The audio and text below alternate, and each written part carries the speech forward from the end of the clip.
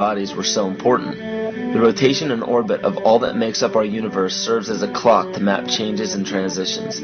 This helped the ancients understand that the change of the heavenly bodies were a mirror to the changes of all existence. December 21st, 2012 is simply a natural transition from one form of energy to the next, the transcendental evolution of man. This date is what's known as 0 point. Our sun, as well as our planet Earth, is losing its magnetic field as the Earth is slowing in its rotation. All the while, its base resonant frequency, also known as the Schumann cavity resonance, is increasing in accordance with the predictable sequence of the Fibonacci theory. At a cellular level, our bodies respond to an electromagnetic pulse. The ancients called this the sacred circuit. The cells receive this pulse from the brain, which receives its pulse from the heart, which receives its pulse from the Earth. This pulse comes from the solar system, which from there comes from the galaxy, which ultimately comes from our entire universe. We literally share a pulse with all of existence. Yet another example of everything being one. For as long as scientists have been recording the Earth's pulse, it has remained at approximately 7.8 cycles per second. This was a constant fixed number until 1986 into 1987. It rapidly began increasing to about 9 cycles per second in 1996. So in one decade, it increased by about 2 cycles per second. By 2012, this pulse will be right around 13 cycles per second, just as the Fibonacci theory indicates. What does this mean for humanity? Just as cymatics has shown that higher frequencies result in more complex patterns, we are now experiencing the beginning of a major shift in both physical and spiritual vibration. It's difficult to understand what exactly will happen to our physical bodies, but ancient scriptures, pagan and monotheistic religions, mystery schools, and secret fraternal orders have all given indications as to what this experience will be like.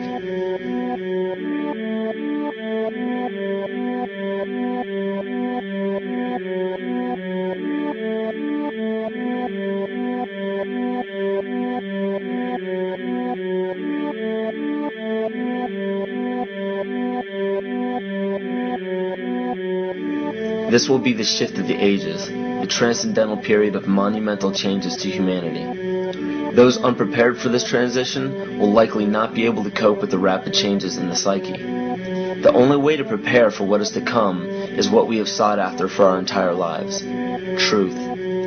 Not the truth about governments, commerce, religions, terrorism, or anything external, but the truth within ourselves, within our psyche and our shadow self. Especially in Western cultures, we are taught that being normal means only being happy and never sad, only loving and never angry, only forgiving and never jealous. This sounds plausible, but it is not. We are not meant to repress any negative emotions because it causes imbalance. To conquer our emotions, we must embrace them, not fight them. We must acknowledge them and allow them to serve their purpose as we learn from them. The ancient Essene culture left teachings dating back about 6,000 years. They taught that our relationships with one another, with the universe, and with situations and events are mirrors of the parts of our psyche that need to be cleansed.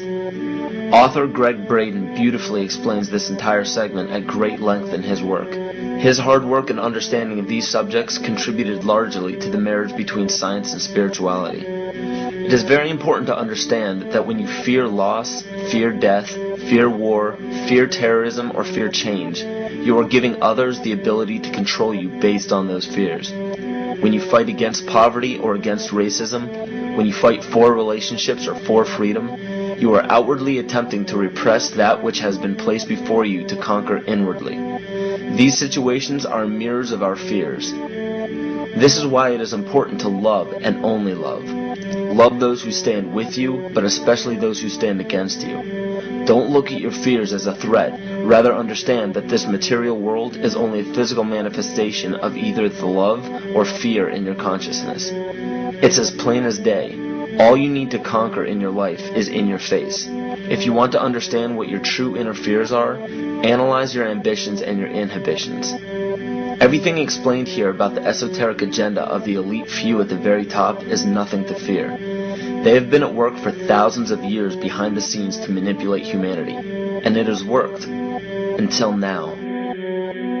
It's very easy for any system of thought, religious or otherwise, that comes along.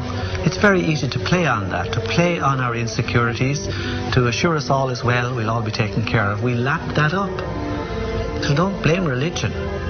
Blame our own insecurities, which has allowed religion to flourish, and which has allowed so many systems of thought that are disempowering to flourish throughout human history. That's why we can't get out of it.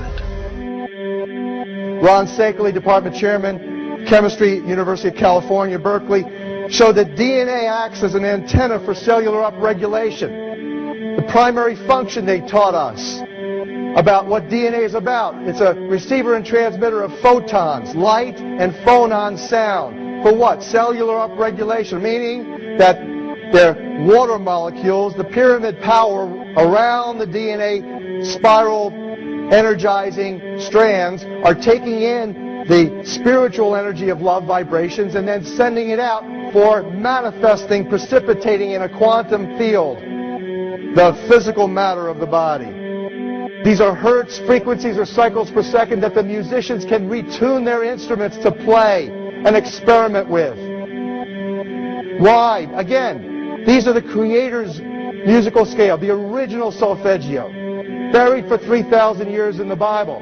So the ancient priests who knew how to levitate the huge stones for the building of the pyramids, and the Masonic knowledge that predated ancient Egypt, the ability to have this information, these frequencies, serve the function of creation, destruction, and miracles on behalf of the empowered people who had access to this knowledge. I say that because of this metaphor.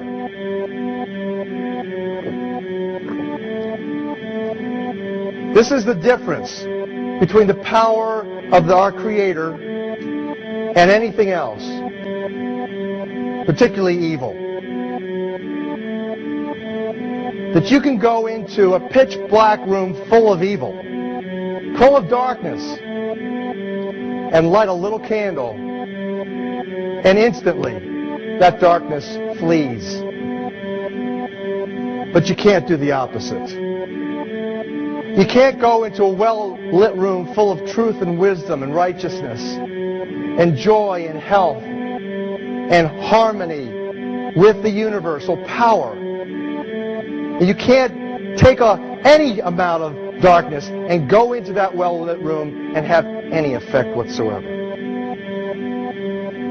That is the metaphor which I frequently think of when I think that I'm not empowered.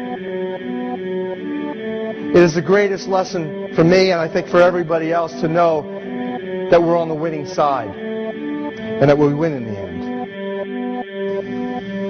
As you are watching this, understand that it is not a fight to be fought. It is not a war to be waged. No gun rights have to be exercised. Not a finger has to be lifted. Most people wonder how one person can make a difference. They ask that if all this is so simple and this information is available, why hasn't someone else conquered their fears and changed the world for everyone else? This is the most difficult and beautiful conundrum to our lives. Your reality affects you and only you. Your curiosity has led you to this genre of information to serve a very specific purpose in your life. To understand visually how the universe is truly a hologram, a math professor at Yale University developed a formula that is plugged into a computer program. Named after him, the Mandelbrot set shows a seemingly disorganized pattern. But no matter how far you zoom into the design, you will always find the same pattern within the whole pattern. Each fractal, broken down infinitely, will always reflect the whole. When one fractal changes its pattern, the sum total of the whole pattern changes along with it. This exemplifies that the whole world does not need to be awoken. There is no race to inform the 6 billion people on this planet of this message. It is only important that you, personally, learn to conquer your innermost fears and learn to love. When you see your fears for what they are and master your emotions, then, and only then, will you truly be free.